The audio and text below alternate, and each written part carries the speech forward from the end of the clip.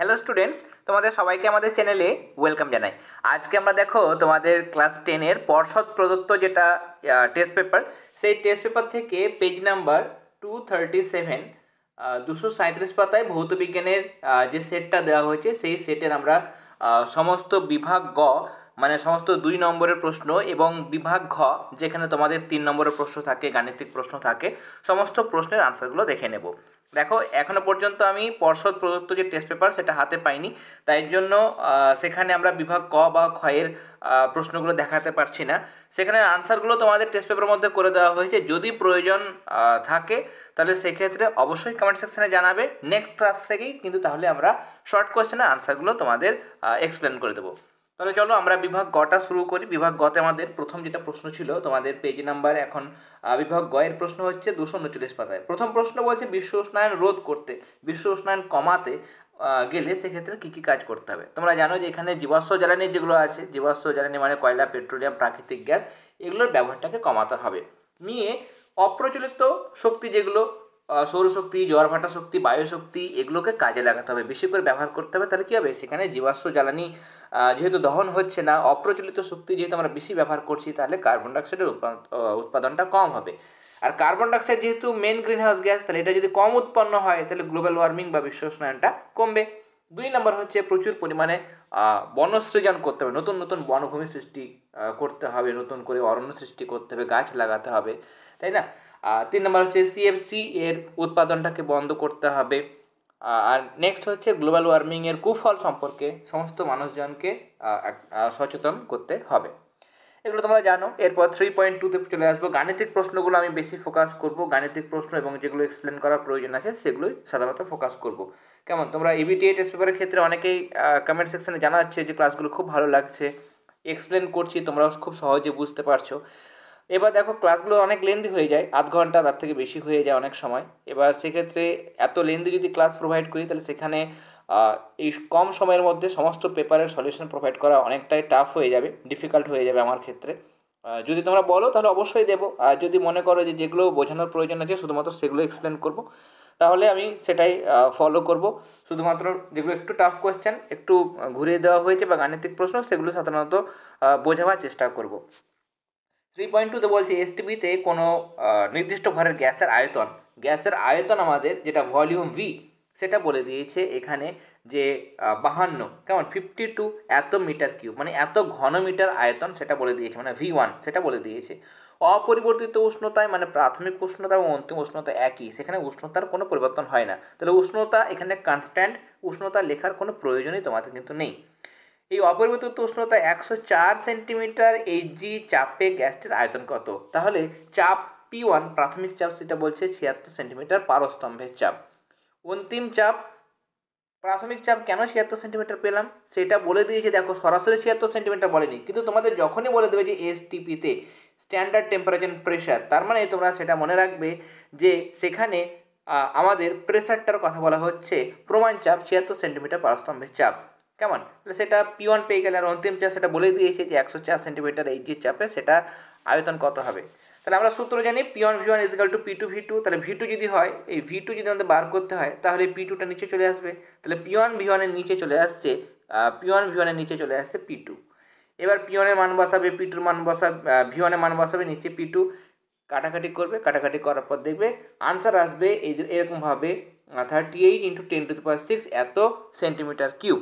এবার centimetre cube থেকে metre কিউবে যাবে, তাহলে সেন্টিমিটার কিউব থেকে তারপরে কত হয়, ডেসিমিটার কিউব, তারপরে হচ্ছে মিটার কিউব। তাহলে আমাকে 3টে ঘর, সেন্টিমিটার কিউবের দুটো ঘর কিন্তু কিউব আছে একটা ঘরে যাব। তাহলে আমাদের কি করতে হয়, ছোট থেকে যখন আমরা বড় দিকে যাই তখন আমাদের ছোট থেকে বড় করতে গেলে 10 দিয়ে ভাগ করতে হয়, 10 দিয়ে। দুটো ঘর হলে 100 দিয়ে ভাগ করতে হয়। এবার যখন কিউবের আকারে যাব তখন একটা ঘর গেলে আমাদের 1000 দিয়ে ভাগ করতে হবে। দুটো ঘর হলে, এখানে কটা শূন্য ছিল, এখানে 3টে শূন্য, তাহলে 6টা শূন্য দিয়ে ভাগ করতে হবে, মানে 10⁶ দিয়ে আমাকে ডিভাইড করতে হবে। আশা করি বুঝতে পেরেছো। তাহলে এখানে যদি আমি 10⁶ দিয়ে ডিভাইড করি, দেখো এখানে যদি 10⁶ দিয়ে ডিভাইড করি, এখানে 10⁶, তাহলে 10⁶ কেটে পড়ে থাকে শুধুমাত্র 38। তাহলে এত মিটার কিউব, এটা হবে আনসার। এই জন্য এটা হলো। অনেকের ক্ষেত্রে মিটার কিউব সেন্টিমিটার কিউব এটা গন্ডগোল হয়ে যায়, এই কারণে আমি এটা এক্সপ্লেন করে দেবো, আশা করি আর কোনো অসুবিধা হবে না।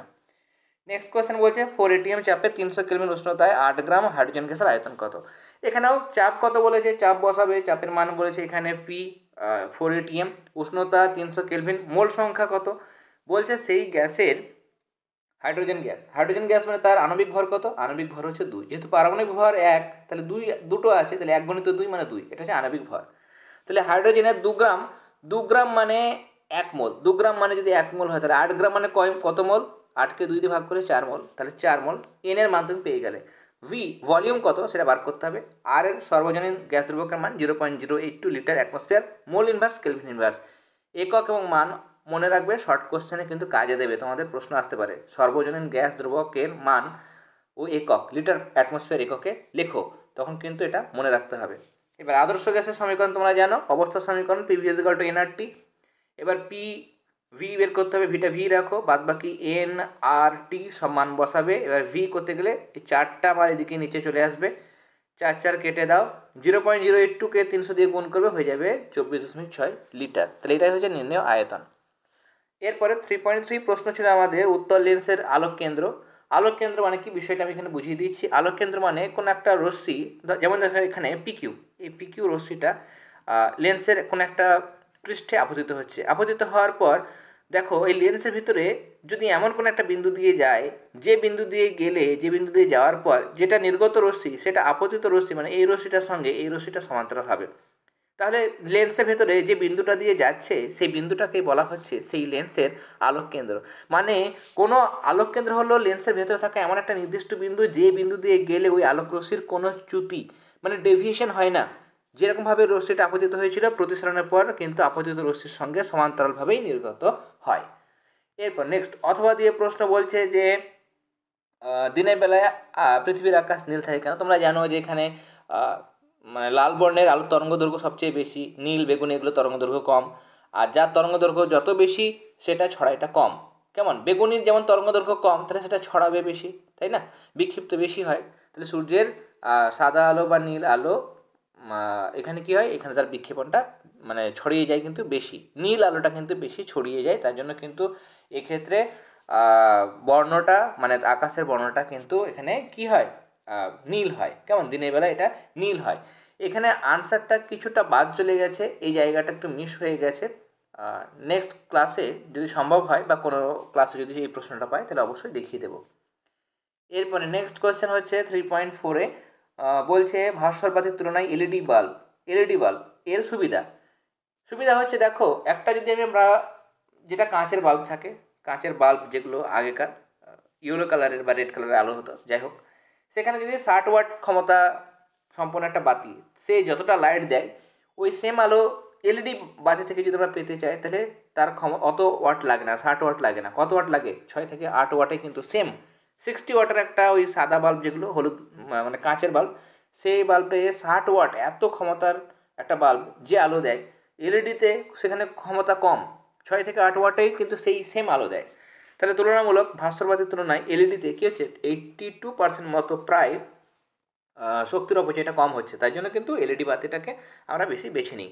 2 নম্বর ভাস্কর বাতি যেখানে কম চলে, ভাস্কর বাতির গড় আয়ু যদি দেখি তাহলে 1500 ঘন্টা। 1500 ঘন্টা মানে কত, একে যদি তুমি 1 ঘন্টা মানে একদিন মানে 24 ঘন্টা, 24 দিয়ে ভাগ করে দেখবে এটা, তাহলে এটা খুব কম দিন চলে, নষ্ট হয়ে যায়, ফিউজটা কেটে যায়। কেমন, মানে এটা ফিলামেন্টটা কেটে যায়, ফিউজ তো নয়, ফিলামেন্টটা কেটে যায়। তাহলে এখানে ভাস্কর বাতি যেটা সেগুলোর মানে গড় আয়ুটা খুব কম, এলইডি বাল্বের কিন্তু গড় আয়ুটা অনেকটাই বেশি। তাই জন্য এলইডি বাল্বটাকে বেছে নেওয়া হয়। দুটো কারণ এখানে সুন্দর করে দেওয়া হয়েছে, তোমরা এই দুটো লিখবে। অথবা দিয়ে প্রশ্ন বলছে ফ্লেমিংয়ের বামহস্ত নিয়ম, এটা তোমরা জানো, তোমাদের বইয়ে চিত্র দেওয়া হয়েছে যে তর্জনী, মধ্যমা এবং বৃদ্ধাঙ্গুলি মানে বুড়ো আঙুল পরস্পর সমকোণে রেখে যদি প্রসারিত করি তাহলে সেক্ষেত্রে তর্জনী যেটা সেটা চৌম্বক ক্ষেত্রের অভিমুখ নির্দেশ করে, মধ্যমা যেটা নিচের দিকে থাকে সেটা তড়িৎ প্রবাহের দিক নির্দেশ করে, আর বৃদ্ধাঙ্গুলি মানে বুড়ো আঙুল সেটা পরিবাহী তারের গতির অভিমুখ নির্দেশ করে। 3.5 বলছে কিপ যন্ত্রে প্রস্তুত করা যায় এমন একটি গ্যাসের নাম। অবশ্যই হাইড্রোজেন সালফাইড কিপ যন্ত্রে প্রস্তুত করা যায়। আমি যখন ক্লাস প্রোভাইড করেছিলাম এর আগে তখন বলেছিলাম যে কিপ যন্ত্রে সে সমস্ত গ্যাস প্রস্তুত করা যায় যেখানে কোনো উষ্ণতার প্রয়োজন হয় না, সাধারণ তাপমাত্রায় বিক্রি হয়, এটার ফার্স্ট কন্ডিশন। 2 নম্বর কিপ যন্ত্রে সেই সমস্ত গ্যাসই প্রস্তুত করা যায় যেখানে একটা কঠিনের সঙ্গে একটা তরলের বিক্রিয়া ঘটানো হয়। যেমন এখানে ফেরাস সালফাইড এর সঙ্গে সালফিউরিক অ্যাসিডের বিক্রিয়া হচ্ছে, এই দুটোই কিন্তু একটা কঠিন একটা তরল। তাহলে এখানে এবং সাধারণ উষ্ণতায় বিক্রিয়া ঘটানো হয়, তাই জন্যই কিন্তু হাইড্রোজেন সালফাইডটাকে আমরা কিপ যন্ত্রে প্রস্তুত করতে পারি এবং তৈরি হচ্ছে ফেরাস সালফেট আর hydrogen sulphide. Next question, naphthalene sodium ক্লোরাইডের মধ্যে তুলনা পার্থক্য। গলনাঙ্কর পার্থক্য হচ্ছে যে ন্যাপথলিন সমযোজী, সোডিয়াম ক্লোরাইড হচ্ছে তড়িৎযোজী বা আয়নীয় যৌগ। ন্যাপথলিন জলে অদ্রবণীয়, সোডিয়াম ক্লোরাইড জলে দ্রবণীয়। 3.7 বলছে সোডিয়াম ক্লোরাইডের গঠন। এটা এবিটিএ সলভ করাকালীন আমরা একবার বুঝিয়ে দিয়েছিলাম। সোডিয়ামের যেটা ইলেকট্রন বিন্যাস হচ্ছে, যেহেতু পারমাণবিক সংখ্যা 11 তাহলে 2,8,1, আর ক্লোরিনের 17, তাহলে প্রথম কক্ষে 2টো, তারপর 8টা, 10টা হয়ে গেল, তাহলে শেষ কক্ষে 7টা। তাহলে সোডিয়ামের শেষ কক্ষে একটা ইলেকট্রন আছে, সেটা সে ছেড়ে দেবে, তাহলে তো আর 2,8 হয়ে যাবে। নিকটতম নিষ্ক্রিয় গ্যাসের ইলেকট্রন বিন্যাস মানে নিয়নের ইলেকট্রন বিন্যাস নিয়ে নেবে। আর ক্লোরিন কী করবে, বাইরের কক্ষে 7টা ইলেকট্রন, তাহলে সেই সোডিয়ামে ছেড়ে দেওয়া ইলেকট্রনটা নিয়ে নেবে ক্লোরিন, নিয়ে তার বাইরের কক্ষে 8টা ইলেকট্রন হয়ে যাবে। এরকমভাবে তাহলে সোডিয়াম একটা ইলেকট্রন ছেড়েছে, তাহলে সোডিয়াম কী তৈরি হয়েছে, Na+ তৈরি হয়েছে, ক্যাটায়ন। আর ক্লোরিন একটা ইলেকট্রন গ্রহণ করেছে, তাহলে Cl- তৈরি হয়েছে। তাহলে ক্যাটায়ন আর অ্যানায়নের মধ্যে স্থির তড়িৎ আকর্ষণ বলের মাধ্যমে বা আয়নীয় বন্ধনের মাধ্যমে তারা যুক্ত হবে, নিয়ে NaCl গঠন করবে। এখানে অবশ্যই এখানে ইলেকট্রনের যে শিফটিং হচ্ছে, ট্রান্সফার হচ্ছে, সোডিয়াম থেকে ক্লোরিনের বাইরের কক্ষে যাচ্ছে, Na+, Cl- তৈরি হচ্ছে, সেগুলো দেখাবে। কেমন গঠনটা, লুইস ডট স্ট্রাকচার অবশ্যই তোমাদের দেখাতে হবে। নেক্সট, কার্বন ডাইঅক্সাইড এবিটি তো অনেকবার বলেছি, এখানে নতুন করে বলছি না। 3.8 বলছি ক্যালামাইন কারাকরিক, জিঙ্কের আকরিক, সংকেতটা তোমরা দিয়ে দেবে ZnCO3। কেন দেবে, যেহেতু এখানে 2 নম্বর দিয়েছি, অথচ শুধুমাত্র প্রশ্ন আছে যে ক্যালামাইন কোন ধাতুর আকরিক, তাহলে শুধুমাত্র জিঙ্কের আকরিক লিখলে আশা করি 2 নম্বর তোমরা পাবে না। কেমন, তাহলে সংকেতটাও দেবে। অথবা যে প্রশ্ন, থার্মিট পদ্ধতিতে নিষ্কাশন করা যায় কয়েকটা ধাতু, কী কী নিষ্কাশিত করা যায়, আয়রন মানে Fe নিষ্কাশন করা যায়, ক্রোমিয়াম মানে Cr, ম্যাঙ্গানিজ মানে Mn, এগুলো নিষ্কাশন করা যায়, এগুলো মানে অক্সাইড থেকে ধাতুগুলোকে বের করা যায়। ইথিলিনের বলছে 3.9 বলছে ইথিলিনের গঠন সংকেতের সাহায্যে দেখা, এটা অসম্পৃক্ত হাইড্রোকার্বন। তোমাদের বারবার আমি বলেছি অনেকগুলো ক্লাসে, যে সমস্ত হাইড্রোকার্বনের ক্ষেত্রে সিঙ্গেল বন্ড থাকে মানে সেটা হচ্ছে সম্পৃক্ত হাইড্রোকার্বন। মানে যতগুলো তোমরা অ্যালকেন দেখতে পাবে সেখানে সিঙ্গেল বন্ড থাকে, তাহলে সেগুলো হচ্ছে সম্পৃক্ত। আর যদি অ্যালকিন দেখো ডাবল বন্ড থাকে, অ্যালকাইন ট্রিপল বন্ড, যেগুলোতে ডাবল বন্ড বা ট্রিপল বন্ড কিছু একটা থাকবে সেটা হচ্ছে অসম্পৃক্ত হাইড্রোকার্বন। এখানে ইথিলিন মানে কি, ইথিলিন মানে ইথিলিন অ্যালকিন, তাহলে কার্বন যেটা থাকে হাইড্রোজেনটা ডাবল থাকবে, CnH2n জেনারেল ফর্মুলা। তাহলে এখানে C2H4, তাহলে এখানে কার্বনের মধ্যে ডাবল বন্ড দেখতে পাচ্ছ, আর এদিকে দুটো হাইড্রোজেন, এদিকে দুটো হাইড্রোজেন, তাহলে ডাবল বন্ড রয়েছে, সমযোজী দ্বিবন্ধন আছে, তার মানে এটা হচ্ছে অসম্পৃক্ত হাইড্রোকার্বন। স্ট্রাকচারটা অবশ্যই অঙ্কন করবে। কার্যকরী গ্রুপ তোমরা পারবে। এরপরে মোলার আয়তন, মানে 1 গ্রাম অণু বা 1 মোল যে কোনো গ্যাসের আয়তনকেই মোলার আয়তন বলে, সেটা হচ্ছে 22.4 লিটার। বাস্তব গ্যাসের আদর্শ গ্যাসের আচরণ থেকে বিচ্যুতি বহুবার এবিটিএ টেস্ট পেপার সলভ করাকালীন খুব সহজ করে বুঝিয়ে দিয়েছি, সেটা তোমরা দেখে নিও। এরপর নেক্সট 4.2-তে চলে যাব। 4.2-তে বলছে এখানে গাণিতিক প্রশ্ন দিয়েছে, H2SO4 তার সঙ্গে 2NaOH বিক্রিয়াতে তৈরি হচ্ছে আমার বিক্রিয়াটা Na2SO4 মানে সোডিয়াম সালফেট উৎপন্ন হচ্ছে এবং জল উৎপন্ন হচ্ছে। এখানে প্রশ্ন হচ্ছে আমাদের যে 49 গ্রাম, এই 49 গ্রাম H2SO4 সম্পূর্ণরূপে বিক্রিয়া করার জন্য কত NaOH মানে সোডিয়াম হাইড্রোক্সাইড লাগবে। এখানে H2SO4 বের করে নেবে ভেঙে ভেঙে, হাইড্রোজেন মানে 1, 2টো আছে তাহলে 2 হবে, সালফার হচ্ছে 32, অক্সিজেন 16, 4টে আছে তাহলে 4 16 64, সব যোগ করবে 98। পরীক্ষার সময় এরকমভাবে বার করবে না, বার করবে অবশ্যই, কিন্তু মনে রাখবে ঝট করে যেন করতে পারো। H2SO4, NaOH, ক্যালসিয়াম কার্বনেট এগুলো কত হয়, কার্বন ডাইঅক্সাইড এগুলো কত হয়, অবশ্যই যেন ঠোঁটস্থ থাকে। কেমন, ওখানে যদি বার করতে হয় প্লাস তুমি ভুল বার করলে তাহলে কিন্তু পুরো অঙ্কটাই ভুল হয়ে যাবে। এই জায়গাগুলো তোমাদের কিন্তু কিছু কিছু যৌগ আছে যেগুলোর ভর কত সেগুলো তোমরা একটা জায়গায় নোট ডাউন করবে, তাহলে দেখবে পরীক্ষা দিতেও কিন্তু অনেক সুবিধা হবে। সোডিয়াম হাইড্রোক্সাইডের ক্ষেত্রে একই, এখানে অবশ্যই ব্যালেন্সড ইকুয়েশন, বিক্রিয়ার আমি এখানে লিখেছি বিক্রিয়ার সমীকরণ, তোমরা সমিত সমীকরণ লিখে দেবে কথাটা। সমিত সমীকরণ মানে ব্যালেন্স ইকুয়েশন। কেন ব্যালেন্স ইকুয়েশন, তার কারণ এখানে আমি ব্যালেন্স করেছি, এটা তাই না, ব্যালেন্স করতে হবে, তাহলে 2 ভাগ, তবেই তুমি এখানে 80 পাবে, 2টা না লিখলে 40 পাবে, তাহলে 40 মানে সেটা আনসারটা ভুল হয়ে যাবে। যাই হোক, তাহলে 98 গ্রাম H2SO4 এর সঙ্গে বিক্রিয়া করতে গেলে কত সোডিয়াম হাইড্রোক্সাইড দরকার, 80 গ্রাম, তাহলে 1 গ্রামে কত বাই 98, তাহলে 49 কত, এটা গুণ হবে, 49 সঙ্গে 98 কাটাকাটি করলে 2 হয়, 2-এর সঙ্গে 80 কাটাকাটি করবে 40 হবে, তার মানে 40 গ্রাম, এটা হবে আনসার। 4.3 এখানেও গাণিতিক প্রশ্ন দেওয়া হয়েছে, বুঝে নাও। বলছে একটি আলো বায়ু থেকে অপর কোনো একটা মাধ্যমে আপতিত হচ্ছে, বায়ু থেকে আসছে, অন্য কোনো মাধ্যমে পড়ছে, যে মাধ্যমে পড়েছে সেই মাধ্যমের প্রতিসরাঙ্ক হচ্ছে 1.5 এবং মাধ্যমটিতে আলোর তরঙ্গদৈর্ঘ্য 4000 অ্যাংস্ট্রম, বায়ু মাধ্যমে আলোটির তরঙ্গদৈর্ঘ্য কত? এখানে দেখো তরঙ্গদৈর্ঘ্য আমরা ধরে নিলাম ল্যামডা, প্রতিসরাঙ্ক প্রথম ক্ষেত্রে μ1 যেটা সেটা 1.5, প্রতিসরাঙ্ক বলে দেওয়া হয়েছে। ল্যামডা ওয়ান মানে এখানে বলেছে মাধ্যমটিতে তরঙ্গদৈর্ঘ্য 4000 অ্যাংস্ট্রম, তাহলে ল্যামডা ওয়ানের মান কত হবে? 4000 অ্যাংস্ট্রম। ল্যামডা মানে তরঙ্গদৈর্ঘ্য, এখানে মিউ কত? বায়ুর প্রতিসরাঙ্ক, সেখানে কত ধরি আমরা? 1 ধরি। এবার সূত্র মিউ ল্যামডা সমান μ1 ল্যামডা ওয়ান সমান μ2 ল্যামডা টু, এরকমভাবে লিখতে পারি। যাই হোক আমরা এটা লিখলাম। এবার ল্যামডা মানে কত হবে? ল্যামডা মানে তাহলে মিউটা নিচে চলে আসবে, তাহলে ল্যামডা মানে হয়ে যাবে μ1 ল্যামডা ওয়ান বাই মিউ। এবার মানগুলো বসাবে, মানগুলো বসানোর পর দেখো 1.5-এর সঙ্গে 4000 গুণ করলে 6000 অ্যাংস্ট্রম, তাহলে এটা তুমি পেয়ে যাচ্ছ ল্যামডা মানে এখানে তরঙ্গ দৈর্ঘ্য, তাহলে নির্ণয় তরঙ্গ দৈর্ঘ্য 6000 অ্যাংস্ট্রম। এবার আমাদের বেগও বার করতে হবে, বেগ বার করবো আমরা, তাই না? প্রতিসরাঙ্কের সূত্র তোমরা জানো, প্রতিসরাঙ্ক মানে শূন্য মাধ্যমে আলোর বেগ বাই ওই মাধ্যমে আলোর বেগ, c/v। এটা আশা করি জানো, কারণ এই সূত্র প্রয়োগ করে আমরা এবিটিএ টেস্ট পেপারেও গাণিতিক প্রশ্ন সমাধান করেছি। এবার মিউ মানে c/v যদি হয়, তাহলে v বার করতে হবে আমাকে, ওই মাধ্যমে আলোর বেগ বার করতে হবে। তাহলে ভিটা যদি উপরে যায় তাহলে মিউটা নিচে আসবে, তাহলে c/μ হয়ে যাবে। মান বসে দাও, c শূন্য মাধ্যমে আলোর বেগ হচ্ছে 3 × 10⁸ মিটার পার সেকেন্ড, আর মিউ প্রতিসরাঙ্ক কত? 1.5। 1.5 মানে কি? 1.5-এর দ্বিগুণ হচ্ছে 3, তাহলে এখানে 2 হয়ে গেল কাটাকাটি করে, তাহলে 2 × 10⁸ মিটার পার সেকেন্ড বা মিটার সেকেন্ড টু দি পাওয়ার -1, এটা হচ্ছে ওই মাধ্যমটিতে আলোর বেগ। এরপরে নেক্সট অথবা দিয়ে প্রশ্ন। অথবা দিয়ে এখানে দেখো যে প্রশ্নটা আছে সেটা হচ্ছে যে একটি প্রিজমের প্রধান ছেদ একটি সমবাহু ত্রিভুজ। সমবাহু ত্রিভুজ মানে এখানে এ এর মান, সমবাহু ত্রিভুজ মানে এখানে প্রত্যেকটা কোণ 60 ডিগ্রি, তিনটে কোণ 60 ডিগ্রি, তার মানে এখানে এ এর মান যেটা সেটা হচ্ছে 60 ডিগ্রি।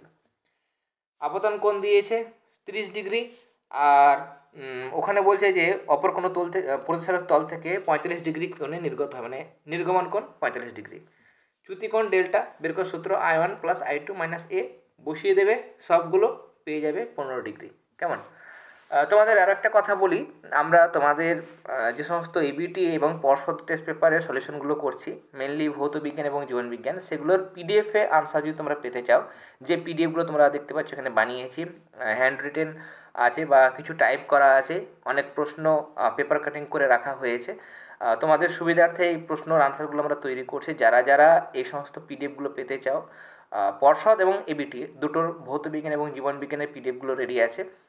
যারা যারা পেতে চাও অবশ্যই যে স্ক্রিনে যে নাম্বারটা দেওয়া হয়েছে তোমরা দেখতে পাচ্ছ, সেই হোয়াটসঅ্যাপ নাম্বারে তোমরা যোগাযোগ করো।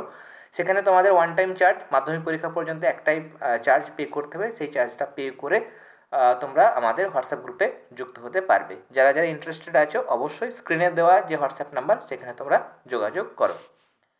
এরপরে নেক্সট 4.4 বলছে কঠিন পদার্থের রৈখিক প্রসারণ গুণাঙ্ক। এটা জানো, একক উষ্ণতা বাড়ালে প্রাথমিক দৈর্ঘ্যে যে দৈর্ঘ্য প্রসারণ হয় সেটা হচ্ছে রৈখিক প্রসারণ গুণাঙ্ক। একক হচ্ছে কেলভিন ইনভার্স, মাত্রা হচ্ছে θ⁻⁻1 বা Kelvin⁻⁻1। অথবা দিয়ে প্রশ্ন, তাপের পরিবহন কী কী বিষয় উপর নির্ভর করে? পরিবাহীর দৈর্ঘ্য, পরিবাহীর প্রস্থচ্ছেদের ক্ষেত্রফল, আর দুই পৃষ্ঠে উষ্ণতার পার্থক্য। এরপর এখান থেকে তাপীয় রোধ বের করার কথাটা বলা হয়েছে। তাপীয় রোধ বের করার ক্ষেত্রে এই যে সূত্র, সব কথা যদি নাও লেখো প্রথমটায় অবশ্যই লিখে দেবে কোনটা কী। যেমন কিউ মানে হচ্ছে কি? কিউ মানে হচ্ছে তাপ, পরিবাহিত তাপের পরিমাণ সমান K × A × θ1 - θ2 × T/d। এখানে যেমন এ মানে কি? এ মানে হচ্ছে ওই প্রস্থচ্ছেদ, কেমন? θ1 - θ2 মানে পরিবাহীর দুই পৃষ্ঠের তাপের পার্থক্য, মানে উষ্ণতার পার্থক্য, সরি তাপ নয় উষ্ণতা লিখবে, উষ্ণতার পার্থক্য। টি মানে হচ্ছে পরিবাহিত তাপের সময়, কতক্ষণ ধরে পরিবাহিত হচ্ছে, আর ডি মানে হচ্ছে বেধ, কতটা চওড়া, এই জিনিসটা লিখে দেবে। এবার এই টি যেটা আছে এইদিকে টি, সেই টিটাকে নিচে চলে আসো, কিউ নিচে নিয়ে আসো, তাহলে এটা হয়ে যাবে। আর এই যে এ আছে, ডি আছে, সেই জায়গাটা কী করবে দেখো, আমি এটা একটু ইরেজ করে দিই, তোমাদের দেখতে সুবিধা হবে। দেখো আমি কী করলাম, টিটাকে এখানে কিউ এর নিচে নিয়ে আসলাম, তাহলে এই জায়গাটা পড়ে থাকার কথা, কি পড়ে থাকবে? কে এটা পড়ে থাকবে, তাই তো? θ1 মাইনাস θ2 বাই এখানে কি পড়ে থাকবে, ডি পড়ে থাকবে। এবার দেখো এইখানে নিচে একটু কারসাজি করা হয়েছে, কী হয়েছে, এই উপরের জায়গাটা একই রেখেছে কিন্তু কে বাই এ সেটাকে কী করেছে, ডির নিচে নিয়ে আসছে, ডির নিচে কে ইন্টু এ। এবার কী করেছে, কে ডি বাই কে এ, এই জায়গাটাকে একটু আলাদা আবার কারসাজি করেছে, সেটা কী করেছে, 1/k রেখেছে, 1/k করে দিয়েছে, এই জায়গাটা 1/k করে দিয়েছে, আর ডি বাই এ করে দিয়েছে। কেন করেছে, এখানে এই জিনিসটা আলাদা আমরা তুলনা করতে পারবো, এখানে তুলনা করেছে মানে তড়িৎ প্রবাহ মাত্রার সঙ্গে থিটা কিউ বাই টি, মানে এটা একই রকম। সেখান থেকে 1/k ইন্টু ডি বাই এ, সেটা যে তাপীয় রোধ সেটা তোমাদের দেখাতে বলেছে, এটা অবশ্যই দেখাবে, কেমন, লাস্ট পর্যন্ত তোমরা লিখবে। এরপরে উত্তল লেন্সের সাহায্যে বলেছে সমশীর্ষ বিবর্ধিত, সেটা অবশ্যই কী করতে হবে, উত্তল লেন্সের মধ্যে ফোকাসের মধ্যে বস্তু যদি আমরা রাখি তাহলে সেটা হয়, এখানে ছবিটাও অবশ্যই দিতে হবে। হাইপারমেট্রোপিয়া কি, হাইপারমেট্রোপিয়া মানে হচ্ছে দূরের বস্তু দেখতে পায়। দীর্ঘদৃষ্টি মানে তুমি ভাববে না যে দূরের ত্রুটি, তা নয়, চোখের দৃষ্টি সংক্রান্ত ত্রুটি যেটা দেখতে পাই সেই হিসাবে নাম।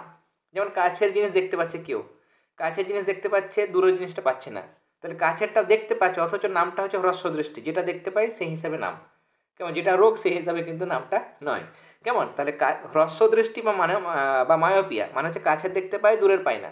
একই রকমভাবে দীর্ঘদৃষ্টি মানে দূরেরটা দেখতে পায় কিন্তু কাছেরটা দেখতে পায় না, কেমন। এরকম ত্রুটি দূর করতে গেলে উত্তল লেন্স ব্যবহার করতে হয়। 4.6 গাণিতিক প্রশ্নটা দেখো, এখানে বলছে 220 ভোল্ট আর 100 ওয়াট এত রেটিং বাল্বের রোধ আর তড়িৎ প্রবাহ মাত্রা বার করতে হবে। সূত্রগুলো তোমাদের বারবার বলে এসেছি, সূত্রগুলো এক জায়গায় নোট ডাউন করবে, তাহলে কিন্তু চলতড়িৎ থেকে কোনো প্রশ্ন করতে অসুবিধা হবে না। আর যেগুলো আমি বুঝিয়ে দিচ্ছি সেগুলো অবশ্যই বুঝে নেবে। দেখো এখানে রোধ বার করার সূত্র হচ্ছে ভি স্কয়ার বাই পি, মানে বিভব প্রভেদের বর্গকে আমরা পি মানে পাওয়ার ক্ষমতা দিয়ে ভাগ করবো, তাহলে পেয়ে যাব। এখানে 220 ভোল্ট, তার মানে ভির মান 220, ভি স্কোয়ার সূত্রতে আছে, তাহলে দুবার লিখতে হবে। ভি স্কোয়ার মানে 220 স্কোয়ার, 220 স্কোয়ার মানে কি, 220 গুণ 220। পি ক্ষমতা কত, 100 ওয়াট, 100 দিয়ে ভাগ করো, এখানে শূন্য এই শূন্য কাটো, এই শূন্য কেটে দাও, 22 গুণ করলে 484 এত ওহম রোধ আমরা পেয়ে গেলাম। প্রবাহ মাত্রা ভি ইজিক্যাল টু আইআর সূত্র যদি আমরা করি, ভি ইজিক্যাল টু আইআর সূত্র বার করতে পারবো কি, পারবো না। কেন পারবো না, তার কারণ স্যার আমি এখানে আরটা জানি, ভি ইজিক্যাল টু আইআর, তাই তো, আরটা আমরা পেলাম ভি, ভি আমরা জানি 220। আচ্ছা যদি আমরা এটা করি, যদি করি ভি বাই আর যদি করি 220 বাই আর কত, 484, একবার করে দেখবে, যদি 484 করি আশা করি সেখানেও কিন্তু এই আনসারটাই পাবে। আমি এখানে করেছি কোনটা দেখো, পি মানে আই মানে হচ্ছে পি বাই ভি, এই সূত্র প্রয়োগ করেছি, নিয়ে আনসারটা করেছি 0.45। এরকমভাবে যদি করো, মানে এই সূত্র থেকে যদি আসো, তবুও আমার মনে হয় এই আনসারটা চলে আসবে। তোমরা চাইলে এটাও কিন্তু করতে পারো, কেমন, একবার চেক করে তোমরা দেখে নিও যে এটাতেও আনসার আসছে কিনা, কেমন। এরপর নেক্সট কোয়েশ্চেন বলছে আন্তর্জাতিক নিয়ম অনুসারে লাইভ তারের রং বাদামি, ওহমের সূত্র পারবে, নতুন করে বলার কিছুই নেই এখানে, কেমন। আর ওহমের সূত্র থেকে একটা প্রশ্ন দিয়েছে এখানে, একদমই সহজ প্রশ্ন, বিভব প্রভেদ বলে দিয়েছে, তড়িৎ প্রবাহ মাত্রা বলে দিয়েছে, রোধ কত। তো রোধ বার করার সূত্র এখনই বললাম, ভি মানে হচ্ছে আইআর, তাহলে রোধ কত, ভি বাই আই হয়ে যাবে, কারণ ভি বাই আই, তাহলে 20কে 4 দিয়ে ভাগ করবে, 5 ওহম হবে আনসার। ওরস্টেডের পরীক্ষা দেখবে একদম দেওয়া হয়েছে, চলতড়িতের ওরস্টেডের যে পরীক্ষা, সেখানে নিয়ম মানে তার যে সিদ্ধান্ত কি তিনি জানতে পেরেছিলেন বা কি তিনি সিদ্ধান্ত নিয়েছিলেন।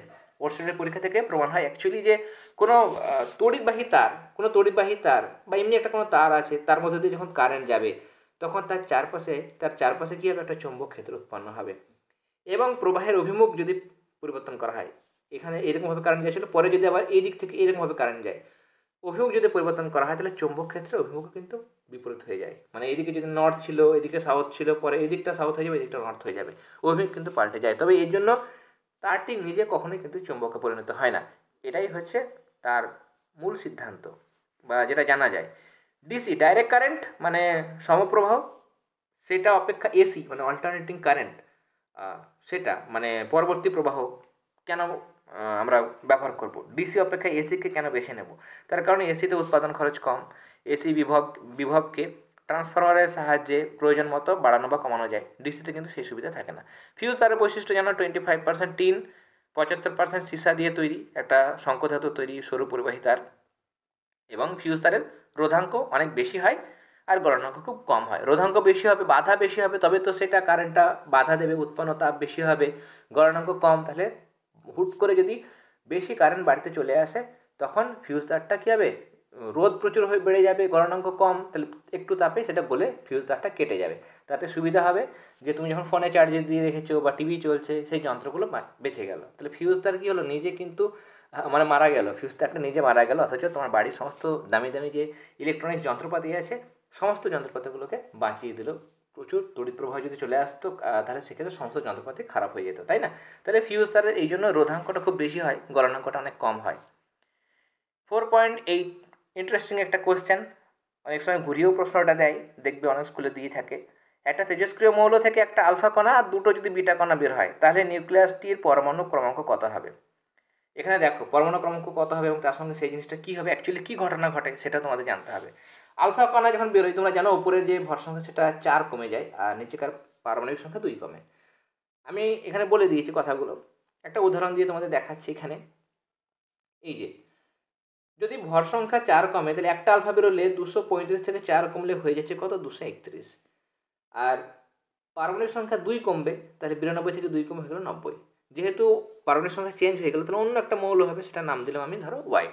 বিটা যখন বেরোয়, বিটা বেরোলে উপরকার ভর সংখ্যা একই থাকে, কেমন, কিন্তু পারমাণবিক সংখ্যা 1 করে বেড়ে যায়।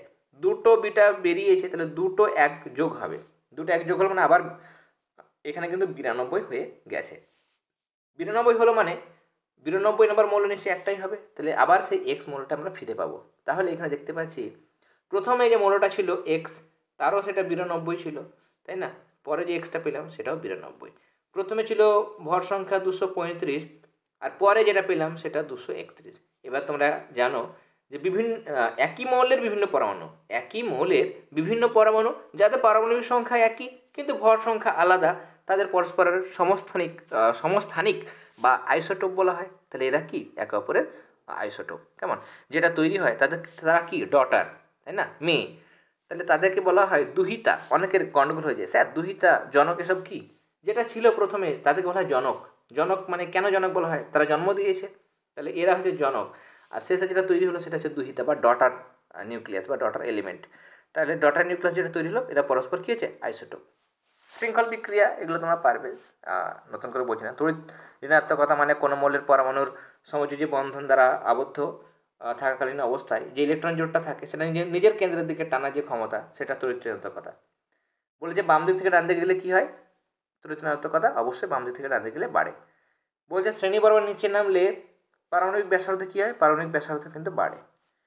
হাইড্রোজেনের সঙ্গে ক্ষার ধাতুর একটা সাদৃশ্য আর হ্যালোজেনের সঙ্গে সাদৃশ্য। ক্ষার ধাতুর মতো হাইড্রোজেনের বিজারণ ধর্ম আছে, আর হ্যালোজেনের সঙ্গে সাদৃশ্য হচ্ছে হ্যালোজেনের মতো হাইড্রোজেনের একযোজী, মানে তার যোজ্যতা 1 এবং দুটোই হচ্ছে অধাতব মৌল।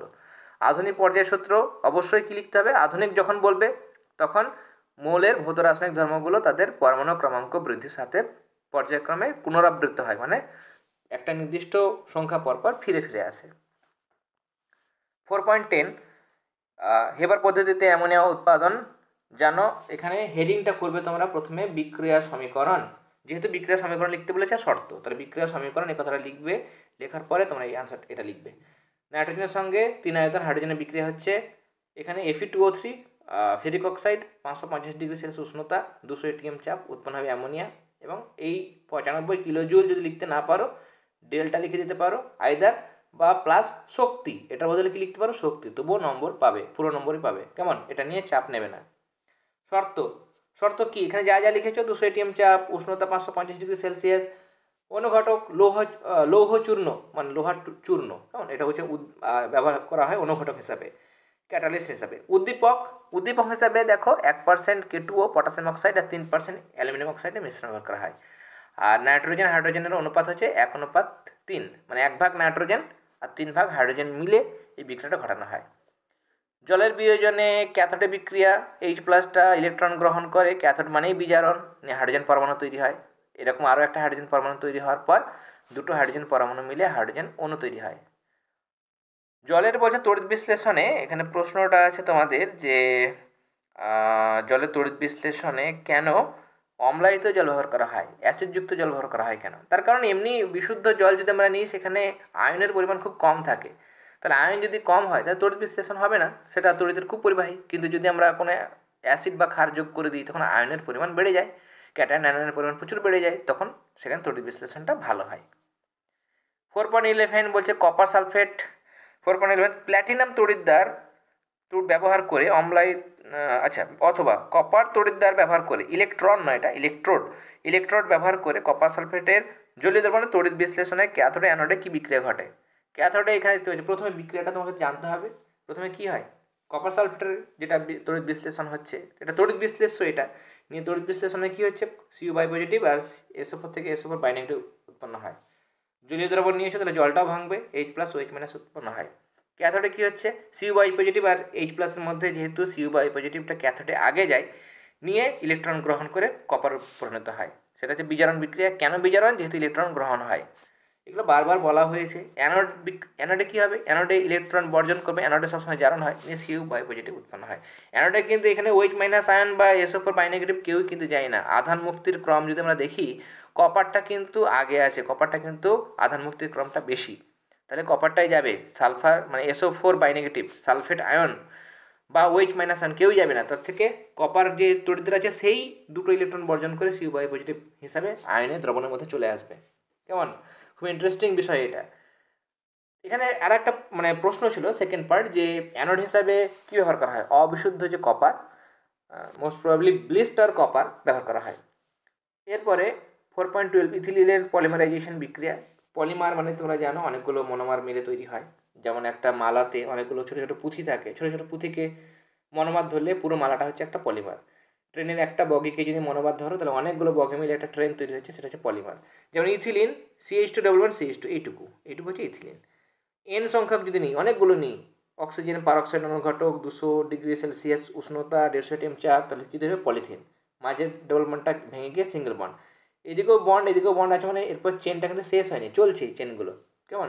আর হোল এন, তাই না, bond CH2 bond whole N, এটা উৎপন্ন হয় পলিমারাইজেশন বিক্রিয়া। আইপিএসি নেম এখানে তোমরা দেখতে পাচ্ছ, নাম্বারিং করে দিয়েছি, এটা 1, এটা 2, এটা 3, এটা 4। কেমন? ডাবল বন্ড যেদিকে থাকবে বা ট্রিপল বন্ড যেদিকে থাকবে সেদিকে 1 নাম্বার দেওয়ার চেষ্টা করবে। সেটাই হচ্ছে আইপিএসি নামকরণের সেরকম নাম্বারিংয়ের রুলস। এবার 4টে কার্বন, মিথ ইথ প্রো বিউট, তাহলে বিউট 1 নম্বরে ডাবল বন্ড রয়েছে মানে ইন। যদি সিঙ্গেল বন্ড থাকে তাহলে এন যোগ হয়, সিঙ্গেল বন্ডে এন যোগ হয়, ডাবল বন্ড থাকলে ইন যোগ হয়, ট্রিপল বন্ড থাকলে আইন কথাটা যোগ হয়, এটা তোমরা জানো। তাহলে ডাবল বন্ড আছে তাহলে ইন যোগ হবে, তাহলে বিউট 1 নম্বর পজিশন ডাবল বন্ড, তাহলে 1 ইন। জৈব ভঙ্গুর পলিমার, বায়োডিগ্রেডেবল পলিমার তোমরা পারবে, এগুলোর কী কী দূষণ হয় সেগুলো তোমরা দেখে নিও, এবং প্রতিকার সবগুলো তোমার দেওয়া হয়েছে। এগুলো আমি আর নতুন করে বলছি না, এগুলো আশা করি পারবে, গল্পের আকারে তোমরা বলতে পারবে। আজকে তাহলে আমরা পর্ষদ টেস্ট থেকে ফিজিক্যাল সায়েন্সের প্রথম যে সেটটা দেওয়া ছিল সেটা আমরা সলভ করে নিলাম। ক্লাসটি ভালো লেগে থাকলে অবশ্যই ক্লাসটিতে লাইক দেবে, আর যারা এখনও পর্যন্ত আমাদের চ্যানেলটি সাবস্ক্রাইব করনি অবশ্যই চ্যানেলটি সাবস্ক্রাইব করে নিও। আর এবিটি টেস্ট পেপার থেকে ফিজিক্যাল সায়েন্স লাইফ সায়েন্সের ক্লাস, পর্ষদ টেস্ট পেপার থেকেও ফিজিক্যাল সায়েন্স লাইফ সায়েন্সের ক্লাসগুলো চলছে। অলরেডি অনেকগুলো ক্লাস এবিটি টেস্ট পেপার থেকে হয়ে গেছে। যারা সে সমস্ত ক্লাসগুলো দেখোনি, আমাদের চ্যানেলের প্লেলিস্ট অপশনে যাবে, সেই প্লেলিস্ট অপশনে তোমরা এবিটির আলাদা প্লেলিস্ট পাবে, সেখান থেকে অবশ্যই পুরোনো ক্লাসগুলো দেখে নিও। আর যারা আমাদের পেড হোয়াটসঅ্যাপ গ্রুপে যুক্ত হতে চাইছো তারা দেরি করো না, তার কারণ তোমাদের প্রিপারেশন নেওয়া, তোমাদের পড়াশোনারও সময় দরকার। তাহলে পিডিএফ পেতে চাইলে, সেই পেড হোয়াটসঅ্যাপ গ্রুপে যুক্ত হতে চাইলে যে হোয়াটসঅ্যাপ নাম্বার আমরা দিয়েছি সেই নাম্বারে তোমরা যোগাযোগ করো। সেখানে যোগাযোগ করার পর আমি একটা ফোনপে নাম্বার বলে দেবো, সেখানে তোমরা ওয়ান টাইম যে চার্জ রাখা হয়েছে সেটা পে করবে, তাহলে তোমরা ইজিলি সেই গ্রুপে যুক্ত হতে পারবে। তাহলে আজকে আমরা এখানে আমাদের ক্লাস শেষ করছি। তোমরা সবাই খুব ভালো থেকো, অল দ্য ভেরি বেস্ট।